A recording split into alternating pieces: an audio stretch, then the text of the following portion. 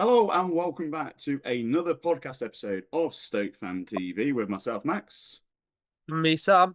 And tonight's special guest needs no introduction, but I'll introduce him anyway. It's Sam Cam. Hey up, Sam Cam. How you doing? I'm very good, mate. How are you? I'm all right, mate. I'm all right. Thanks for coming on the show. And No again, worries, mate. and again for everyone watching, listening, however you're taking all this content in. Tonight's show, I will refer to Stoke Fan TV Sam as Sam and Sam Cam Sam as Sam Cam. Okay, for the avoidance of doubt. Now, before we start, I always say, of course, like and follow and please do all that jazz because it always helps John. But Sam, Stoke Fan TV Sam, you last couple of videos, people have been concerned, Sam. People have been concerned about your health. Are you okay? Yeah, I'm fine. Just waiting on an operation. I can't breathe through my nose, so it's like making me sound a little bit like I've got a cold. But now I'm okay. You're okay though. That's all right. We're not. So for everyone watching that's concerned about Sam and his nostrils, he's going to be okay. They're going to get a Dremel up there and they're going to sort it out. Right. On with tonight's show. So good, good vibes for once. We've obviously got a fantastic result at the weekend against Swansea at home, a 3-1 win and a wonder goal from Lewis Baker. Absolutely fantastic. Gentlemen, who wants to kick off with tonight's show? The question I will ask probably, I think, is this a turning point for Robbins, or are we being overly optimistic? But I tell you what, that second half against Swansea, it was like somebody had lit a fire under certain players' backsides. And all of a sudden, it was like, oh, we need to start doing something. Is this, do you think this is maybe where it all starts to click, the return of Million Man Hoof, yada yada? Thoughts, please. I'm actually go on then. Who wants to start? I'm going to start with Sam, but I don't mind which one. I'll go first if you want. I'll go first Go if you on, want. Sam Cam. Go on. I feel like with a lot of managers, probably ever since we've been relegated from the Premier League, we've had games where they're still quite new to the job, they're quite new to the role. We'll win a game and it'll be, oh, this is the turning point, and then a couple of weeks later, everyone's calling for the head again. Mm. We saw a very similar thing with Nathan Jones. Remember when he beat Leeds United 2-1 and he went fist bumping the booth and everyone was like, this is the turning point. Stoke's going to turn it all around now.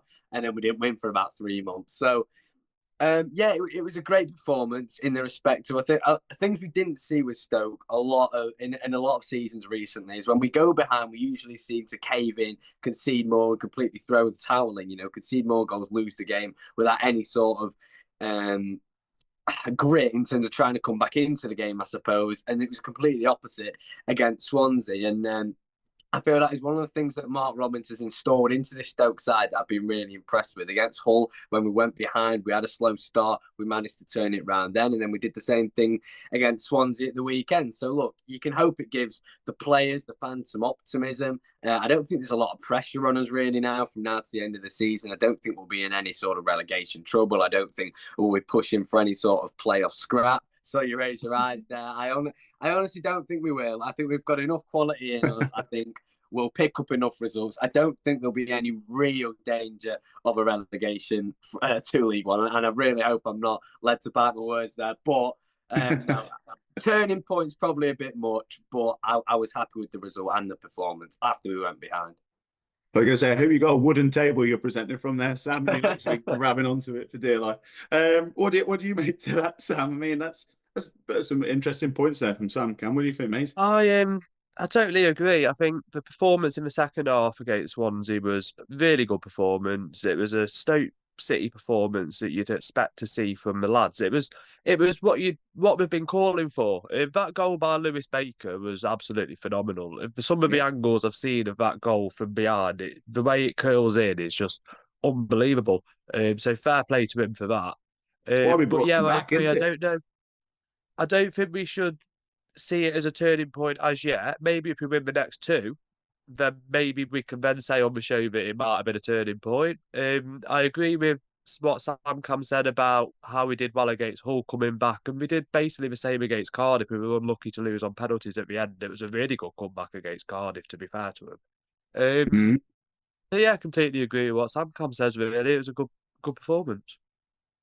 I mean, I want to just touch on what Sam Cam said there, obviously, as well about about like Nath Jones and these kind of managers who come in and they get one good result, and then the whole fan base is up saying that's it now, that's it, playoffs is coming, and various things. Now, I just the weird thing is for me with Mark Robins, one game, well, two games now, that's it that he's won. Since he's come in as manager, which isn't spectacular, is it? I wouldn't say it's that good, but there's this weird feeling of calmness I've found amongst Stoke City fans. The thing is, obviously, we lost to Bristol, didn't we? And we went away to that, and when we lost 2-0. And you'd have thought that, on social media, it was you'd have thought we were down, by some of the comments and everything. Everyone seemed super duper glum, but I don't know. I just had this overriding feeling when I was watching it. I think he was said in some of the groups, "Oh, it's okay, it'll be all right," And I just got this feeling with Mark Robins that everything's a bit calmer.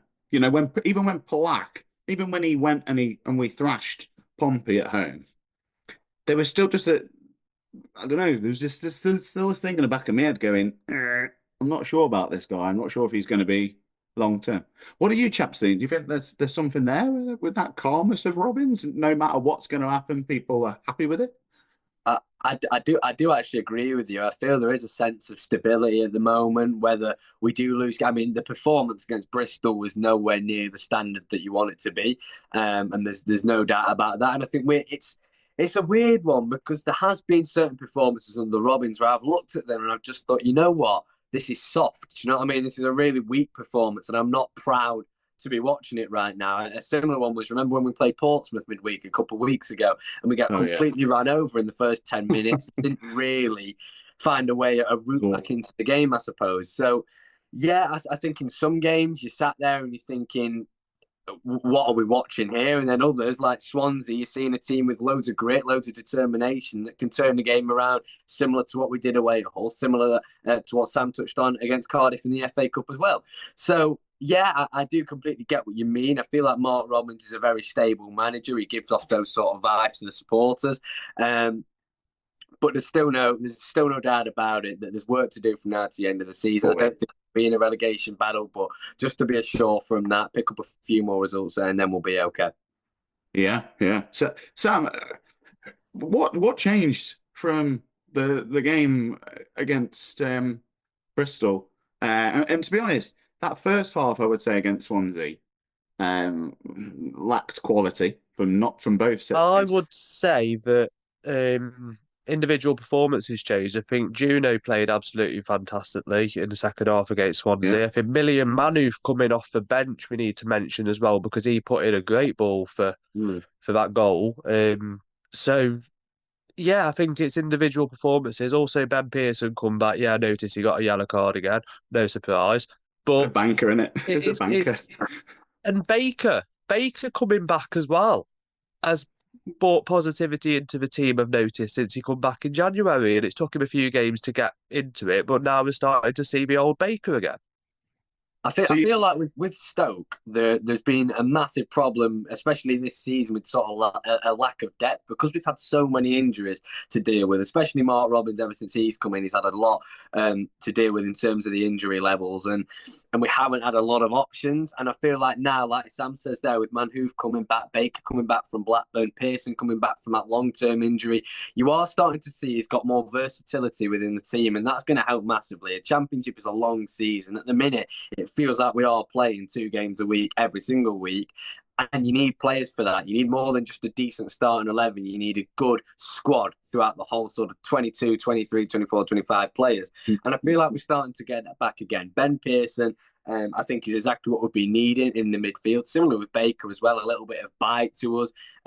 And yes, he picked up a yellow card, but I don't mind that. It adds a bit of the old Stoke back, the rough Stoke side to us. We've got our quality in Manhoof, in Jono on his day, similar to how we played against Swansea when he's got a bit of confidence back. Even Al Hamadi, there's a bit of class behind him. But you also need those fighters, those battlers, and those exactly sort of the players that are that is Ben Pearson and Baker. So those coming back to the side, it's going to be crucial from now to the end of the season. Injuries are, as you just mentioned, both of you just mentioned, they're massive, aren't they? They play a massive part. I just mentioned, by the way, I've got this red bang on. Okay, that's because I've been in for an operation on my knee today, and I'm wearing a Gallagher shirt, so it's quite fitting, really. Will we see Gallagher back anytime soon? I hope so. I mean, it'd be nice. It would be nice, wouldn't it? Who do you think? You know, the impact of Million Manhoof, as you both just mentioned, is massive, isn't it, Sam? Massive. Million Manhoof coming back. He's Massive. arguably our best He's a player. quality player. Is he our Quality best player. player? And I'd 100% say he's our best player. I've been on previous shows in the past comparing him to when we had Shaqiri at Stoke on that wing and he was with his left foot. He's our best player, I without a bet shadow of a doubt. I mean, like going forward in an attacking sense, he offers so much, doesn't he? What was what was also interesting? 2 goals from set pieces. You know, that's not bad. And somebody who can put a ball in the box. We've mentioned obviously Baker, and he put the ball in the box for Baker and cooked up a burger. And then we've obviously got Million Man who've put in a lovely ball in for Beijing, and didn't he take it well? What do you think happened at half time? I mean, Beijing Ho, that's the first time we've seen the Beijing Ho that we know from for ages. What happened, do you think, at half time? Do you think someone just said to him, just just go out there and don't worry, don't stress. Just go out there and have fun, maybe? I feel like Babe Juno is one of those players that feeds off confidence, really. I feel like his confidence has been very, very low in recent months, probably throughout the majority of this season. You saw him towards the back end of the last campaign, absolutely lethal, banging in the goals, playing really well for us, winning player of the season, deservedly.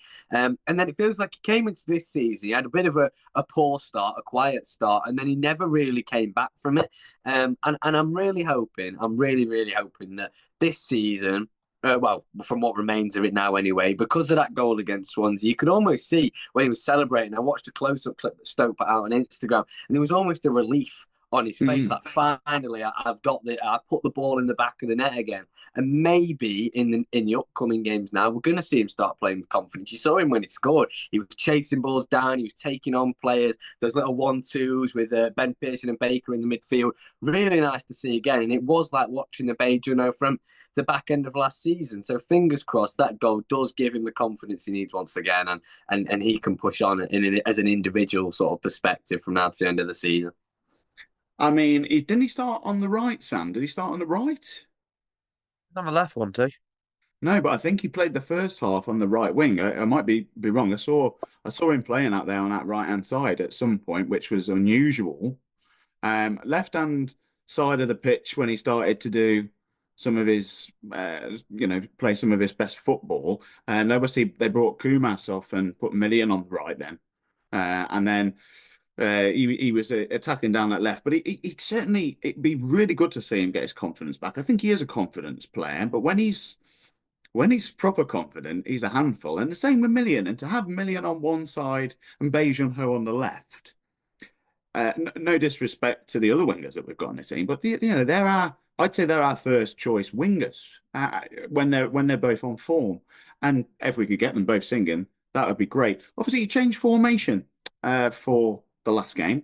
He played against Bristol with a 5 at the back, or 5 across, however you want to say it, 5-3-2.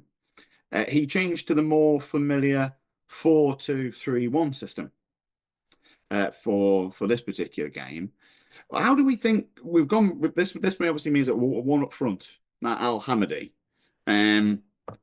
How do we think that he got on? He tried the spectacular earlier on with a bicycle kick, and it didn't quite go, pay off. If that had gone in top corner, we'd all be saying, "Oh, amazing." Are we happy with just one striker up front again? I'll let Sam take this one. I thought Al Hamidi had a great game. The way that he was charging down their defenders and their goalkeeper all game, working his socks off, I think it was one of the best performances he'd put in that second half against Swansea, to be fair. Well, he's doing it first half was, but yeah, yeah, yeah. Yeah, definitely. I think it was one of his best performances in a Stoke shirt. Yeah, granted he didn't score, but the way he was charging down them defenders and making them almost make mistakes at the back all the time, I think it was a great performance. It was really interesting to see that press from Stoke in that 4-2-3-1. What was quite interesting was the defensive shape at times, because it's almost like we didn't break from that 4-2-3-1, and we sent Al Hamadi running up top, as Sam said, on his own, closing him down, and it felt like the rest of the team like coming and they just couldn't get through us. What was quite evident though was Timon at that left wing back position for them. That's a bit of a kicker, isn't it? I mean, he was a good. I kind of wish I'd kept him. Sam Cam, do you wish we'd have kept Timon? It's a difficult question. I feel like at the time we sold him, we needed to get rid of players due to financial fair play troubles, and there wasn't a lot of players within our side that were probably going to go for a fair chunk of money that other championship teams would have been willing to splash the cash for, and he probably at the time was one of them. And he's carried on that form at Swansea. I've actually watched him too many times to say he's been in the Swansea shirt since he's left Stoke, when they've been playing on TV or whatever. And he has really impressed me. He's got that real drive going forward. Defensively, not the sharpest, but you could see when he was attacking, obviously scored against us. And you could see when he's attacking, he is a very attacking-minded fullback. And I think we could actually do with that in the Stoke team we've got right now. Would I have kept him if we didn't have to deal with FFP? Then 100% yes, but we do. And that was the problem with it. That's the reason we got rid of him. So I can't say we can look back on it too negatively getting rid of him, but no, he's a really, really good player. And if he'd have stayed at Stoke, who knows how he'd be playing now? That's always the way, isn't it? And Stoke do seem to sometimes get rid of players that aren't necessarily on their best game for Stoke, and then they move on to a different team, and then they start performing. Everyone goes, "Why did we sell him?" Etc. Etc. Etc. No, I think that this new formation, it's the standard, isn't it, across Europe? This 4-2-3-1. It seems to be. Many teams play it, and it might just be the way that we go. It would be nice at some point to see two up front again. How we can do that, I don't know. I'd say the Bristol City game, Lowe and Al Hamadi working. I just think that there's a very similar kind of player. That's the only thing I would say. As and when Gallagher comes back, where does someone like Gallagher fit into this team? Obviously, we've got Al Hamadi, but we've only got him for the rest of the season.